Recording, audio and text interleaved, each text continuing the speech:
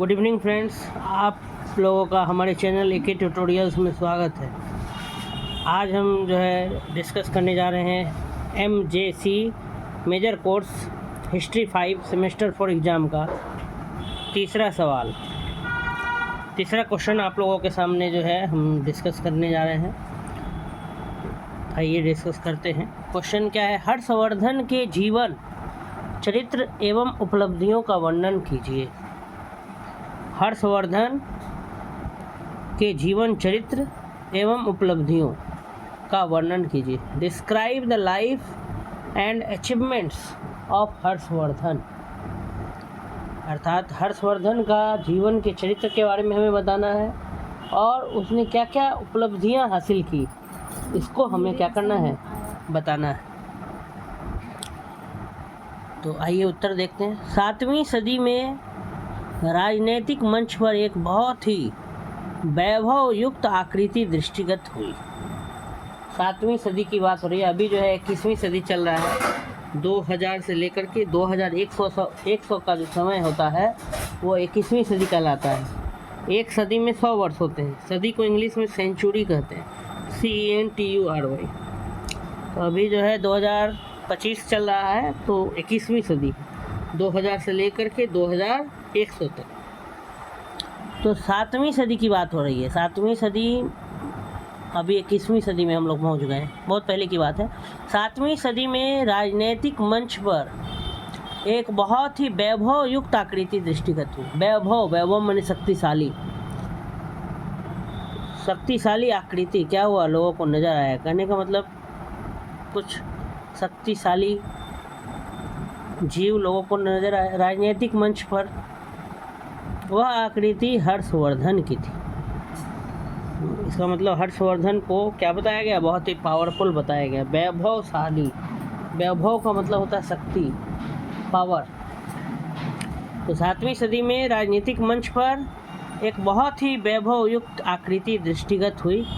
वह आकृति हर्षवर्धन की थी। मंजूश्री मूलकल्प तथा हर्षचरित के अनुसार वर्धन वंश का संस्थापक पुष्यभूति था, जो वैश्य वर्ण का था और जो शैव भक्त था।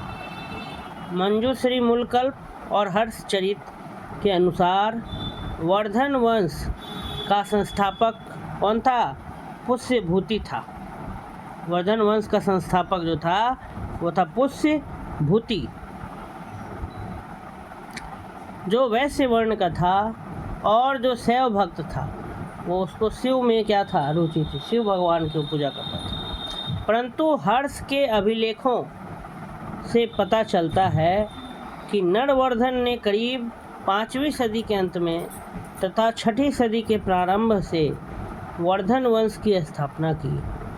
हर्ष के जो अभिलेख है उसे ये पता चलता है कि नरवर्धन ने जो है करीब 5वीं सदी के अंत में तथा 6ठी सदी के शुरुआत से वर्धन वंश की क्या की थी? स्थापना की थी। तो कुछ मतभेद है। उसके बाद राज्यवर्धन हुआ, फिर आदित्यवर्धन, जिसने कि परवर्ती गुप्त शासक मगध राज दामोदर गुप्त की पुत्री महासेना गुप्ता से विवाह किया तथा महाराजाधिराज एवं परम भट्टारक की उपाधियां धारण की। कह रहा है कि उसके बाद राज्यवर्धन हुआ, फिर आदित्यवर्धन, जिसने कि परवर्ती गुप्त शासक मगध राज दामोदर गुप्त की पुत्री महासेना गुप्ता से क्या किया? विवाह किया और महाराजाधिराज एवं परम भट्टारक की उपाधियां क्या की? धारण की। उसके समय साम्राज्य का विस्तार हुआ। ऐसा प्रतीत होता है कि उत्तर पश्चिम सीमाओं पर पंजाब में हूण प्रांतों द्वारा उसका साम्राज्य सीमित था। उत्तर में संभवतः पहाड़ियों तक फैला हुआ था, पूरब में कन्नौज के मौखड़ियों की सीमाओं से लगा हुआ था तथा पश्चिम और दक्षिण में पंजाब और राजपूताना मरुस्थल तक फैला हुआ था। तो ये जो है बता रहा है कि उसका साम्राज्य कहाँ से कहाँ तक था, इसके बारे में बता रहा है कि उत्तर पश्चिम अगर सीमाओं पर जाएं तो पंजाब में हूण प्रांतों द्वारा उसका साम्राज्य सीमित था, और उत्तर में संभवतः पहाड़ियों तक फैला हुआ था। पूरब में कन्नौज के मौखड़ियों की सीमाओं से लगा हुआ था तथा पश्चिम और दक्षिण में पंजाब और राजपूताना मरुस्थल तक फैला हुआ था। हर्ष चरित से पता चलता है कि करीब 603 ईस्वी के आसपास प्रभाकर वर्धन ने मालवा के शासक देवगुप्त पर हमला किया था। प्रभाकर वर्धन के बाद उसके सबसे बड़े पुत्र राज्यवर्धन पर शासन की जिम्मेदारी आई।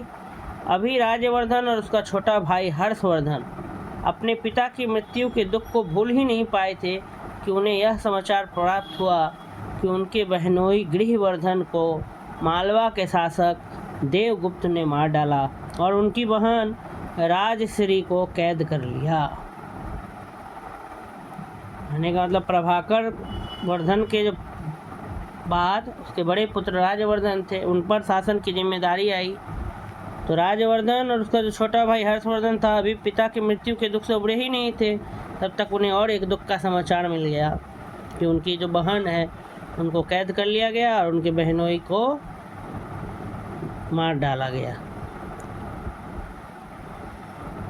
ये समाचार सुनते ही राज्यवर्धन शत्रु से बदला लेने के लिए सीमित सेना लेकर भंडी के साथ चल दिया और हर्षवर्धन को पीछे साम्राज्य की रक्षार्थ छोड़ गया।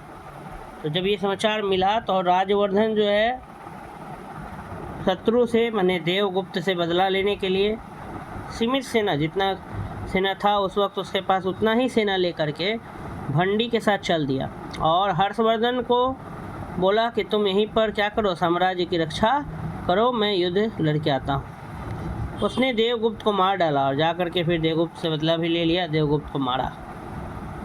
वेनसांग के वृत्तांत और मंजूश्री मूलकल्प से यह पता चलता है कि राज्यवर्धन को देवगुप्त के मित्र गौड़ के शासक शशांक ने धोखे से मार डाला।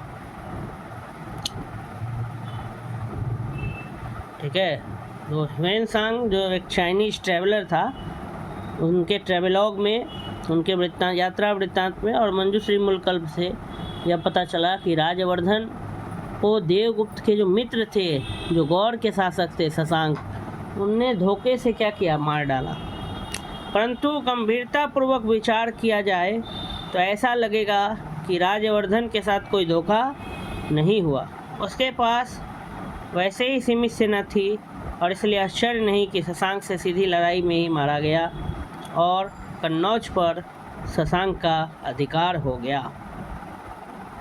राज्यवर्धन की मृत्यु के बाद अत्यंत ही भारी हृदय से मंत्रियों के कहने पर हर्षवर्धन ने करीब 707 ईस्वी में शासन की बागडोर संभाली।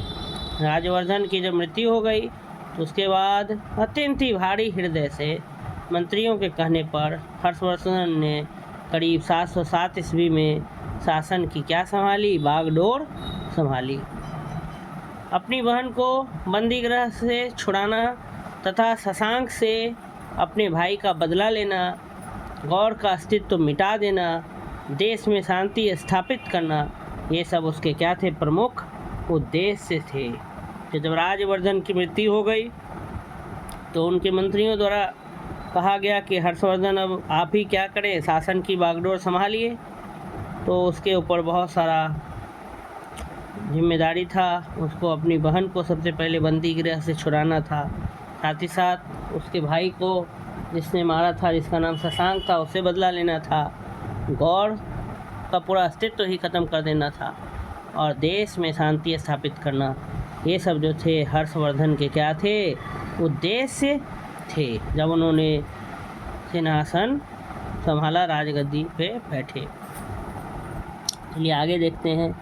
तो हर्षवर्धन की उपलब्धियां निम्नलिखित हैं कि हर्षवर्धन आखिर क्या क्या उपलब्धि हासिल किया, इसको हम लोग को क्या करना है, देखना है। तो राजश्री को प्राप्त करने के लिए तथा शशांक से बदला लेने हेतु बिना समय गंवाए तथा विशाल सेना का संगठन कर हर्षवर्धन अभियान पर निकला।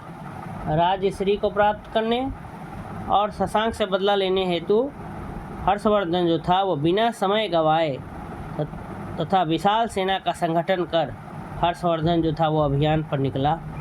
रास्ते में उसे हंस वेग मिला, जो कामरूप के शासक भास्कर वर्मन का विश्वसनीय क्या था, दूत था, और शशांक के विरुद्ध हर्षवर्धन से अस्थायी संबंध परमानेंट रिलेशन बनाने हेतु कई कीमती उपहार लाया था। हर्षवर्धन ने हर्षपूर्वक खुशीपूर्वक यह प्रस्ताव स्वीकार किया। उसके बाद वह आगे बढ़ा। शीघ्र ही भंडी द्वारा उसे पता चलता है कि राजश्री छोड़ दी गई है, परंतु घने जंगलों में कहीं चली गई। तो कुछ समय के लिए हर्षवर्धन गौड़ शासक के विरुद्ध अपना अभियान टाल माधव गुप्त तथा अन्य सहायक राजाओं के साथ राजश्री की खोज में निकल गया, मतलब अपनी बहन की खोज में निकल गया। वहाँ पहुंचकर पता लगा कि उसकी बहन को छोड़ दिया गया है, परंतु उसकी बहन जंगल में कहीं चली गई। तो अब उसकी बहन को ढूंढना था, तो पहले गौड़ शासक के विरुद्ध अपना लड़ाई अभियान को थोड़ा समय के लिए टाल दिया और माधव गुप्त तथा अन्य सहायक राजाओं के साथ राजश्री की खोज में निकल गया। संयोगवश उसे बौद्ध भिक्षु दिवाकर मित्र मिला, जिसकी सहायता से वह राजश्री को प्राप्त करने में क्या हुआ, सफल हुआ।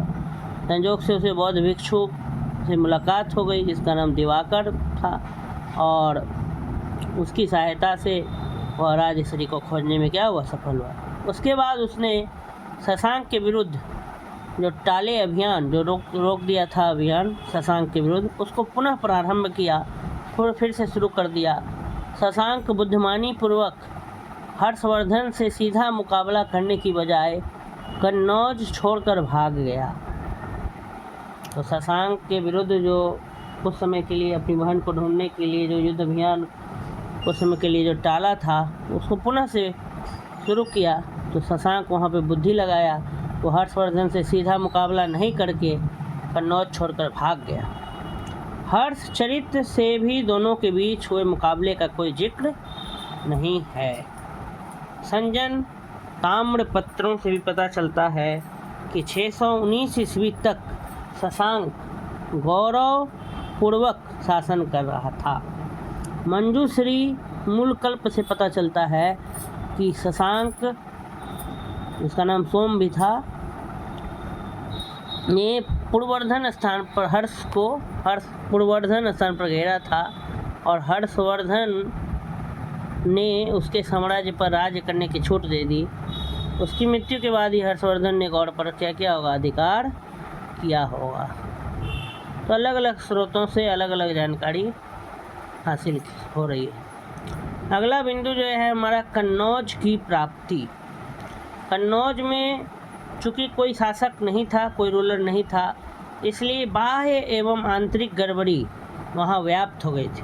कोई शासक नहीं रहने की वजह से वहाँ एक्सटर्नली और इंटरनली बहुत गड़बड़ी आ गई। राजश्री शासन भार वहन करना चाहती ही नहीं थी। मंत्री कन्नौज की बागडोर हर्ष को सौंपना चाहते थे। हर्ष ने शुरू में तो संकोच किया, किंतु बोधिसत्व अवलोकितेश्वर की सलाह से वह मान गया। कन्नौज में कोई शासक नहीं था, तो हाँ अब गड़बड़ी आने लगी, आंतरिक रूप से भी और बाह्य रूप से भी। तो राजश्री को कहा गया कि आप बागडोर संभालिए, आप सिंहासन पर बैठिए राजगद्दी पर कन्नौज की। परंतु कन्नौज राजश्री ने कहा कि नहीं, मुझे शासन का भार नहीं लेना है।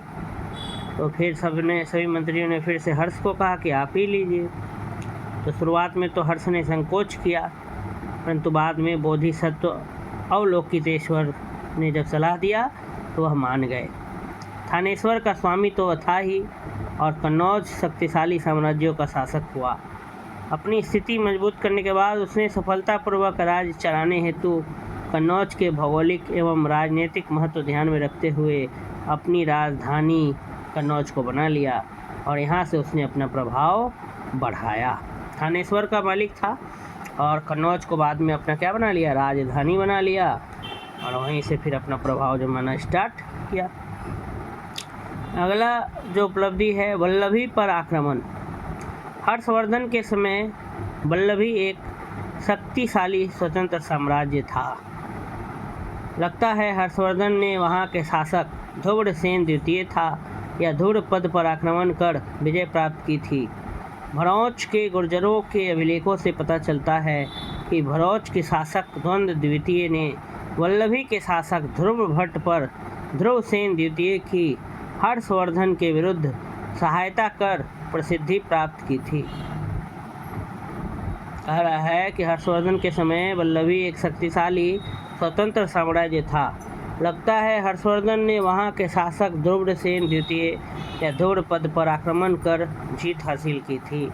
भरौच के गुर्जरों के अभिलेखों से पता चलता है कि भरौच के शासक जो थे वो द्वंद्व द्वितीय ने वल्लभी के शासक ध्रुव भट्ट पर ध्रुवसेन द्वितीय की हर्षवर्धन के विरुद्ध सहायता कर प्रसिद्धि प्राप्त की थी। इससे ऐसा आभास होता है कि पहले हर्षवर्धन ने विजय प्राप्त की होगी, परंतु बाद में दूसरे शासकों की मदद से ध्रुवसेन ने हर्षवर्धन पर विजय प्राप्त की थी। तो हर्षवर्धन ने राजनीतिक दृष्टिकोण से अपनी लड़की का ब्याह क्या कर दिया, उससे कर दिया। नेक्स्ट है पुलकेशिन से युद्ध। चूँकि हर्ष और पुलकेशिन दोनों ही शक्तिशाली थे और दोनों ही गुजरात के अनार क्षेत्र को अपने अधिकार में रखना चाहते थे, इसलिए दोनों में संघर्ष होना स्वाभाविक था। ह्वेनसांग तथा पुलकेशिन के ऐहोल अभिलेख से इस तथ्य की पुष्टि होती है और यह भी पता चलता है कि युद्ध में हर्ष की क्या हुई थी, हार हुई थी।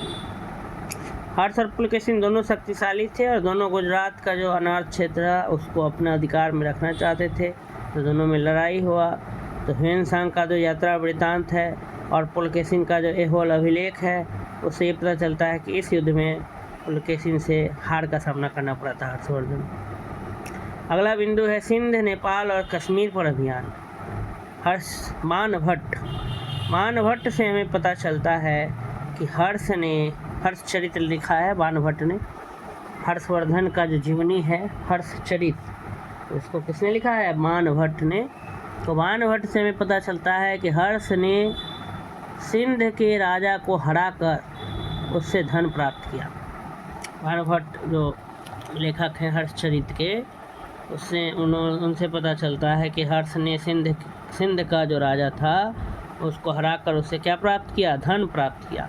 ह्वेनसांग का कहना है कि उसने सिंध को एक शक्तिशाली तथा स्वतंत्र राज्य के रूप में देखा था। अतः ऐसा लगता है कि यदि हर्ष का सैनिक अभियान सिंध तक पहुंचा भी तो उसका कोई ठोस परिणाम नहीं निकला। बाणभट्ट के हर्षचरित्र से यह भी पता चलता है कि बर्फीले पहाड़ों, शायद नेपाल और कश्मीर से भी उसे उपहार मिले थे, गिफ्ट मिला था। परंतु इस संदर्भ की यह व्याख्या भी हो सकती है कि उसने किसी शक्तिशाली घराने की पहाड़ी राजकुमारी से क्या किया था, विवाह किया था, ऐसा भी हो सकता है। चलिए देखते हैं अगला बिंदु। अगला है कांगद, उड़ीसा और मगध पर अधिकार। ह्वेनसांग से पता चलता है कि कांगद और उड़ीसा पर भी मगध का अधिकार था, परंतु शशांक की मृत्यु के बाद ही यह संभव हो सका होगा। मगध पर भी उसने बाद में ही कब्जा किया होगा। हर्षवर्धन के साम्राज्य विस्तार के बारे में विद्वानों में क्या है, मतभेद है। कई लोगों ने खूब बढ़ा चढ़ा कर वर्णन किया है, परंतु समदर्शी दृष्टिकोण यदि अपनाया जाए तो यह कहना होगा कि शुरू में तो हर्षवर्धन के साम्राज्य में उसे विरासत में मिले थानेश्वर और कन्नौज के राज्य सम्मिलित थे। बाद में उसने मगध को अपने साम्राज्य में मिलाया और उड़ीसा और कांगद पर भी क्या की, विजय प्राप्त की। इस प्रकार हम देखते हैं कि शांति एवं युद्ध के क्षेत्र में हर्षवर्धन ने समान रूप से विशेषता उपलब्ध की। वह एक शासक, राजनीतिज्ञ और सेनापति के रूप में, साहित्य और कला के पोषक के रूप में तथा व्यक्तिगत रूप में महान था और इस वजह से उसकी प्रशंसा एवं सराहना करना आवश्यक है। परंतु यह कल्पना करना गलत होगा कि हिंदू काल में हर्षवर्धन अंतिम साम्राज्य निर्माता था और उसकी मृत्यु से उत्तरी भारत में पुनर्स्थापन के लिए प्रयत्न कोशिश क्या हो गया, समाप्त हो गया। और अगली 5 सदी में उत्तरी भारत में कई साम्राज्य जैसे प्रतिहार उदित हुए जो उसके साम्राज्य से भी क्या थे, अधिक अस्थायी थे। इस प्रकार हम देखते हैं कि शांति और युद्ध के क्षेत्र में हर्षवर्धन ने समान रूप से प्रतिष्ठा उपलब्ध की। तो 5 अगर साम्राज्य अगर देखें तो हर्षवर्धन ने अपना क्या किया, कब्जा जमाया। एक थानेश्वर तो उसको विरासत से मिला, कन्नौज राजधानी बनाया उसने, मगध को जीता और उड़ीसा और पंगत। तो इस प्रकार से हमने देखा कि ये हर्षवर्धन का क्या था, जीवन चरित्र था और उपलब्धियां था। तो अगर ये वीडियो आपको पसंद आया हो या आपको लगा हो कि आपके काम का है, आप जो है हमारे चैनल को सब्सक्राइब करें, लाइक करें और अधिक से अधिक शेयर करें और साथ ही साथ बेल आइकन पर भी बटन दबा दें, जो है आपको आने वाले वीडियोज़ का नोटिफिकेशन मिलता रहे। धन्यवाद।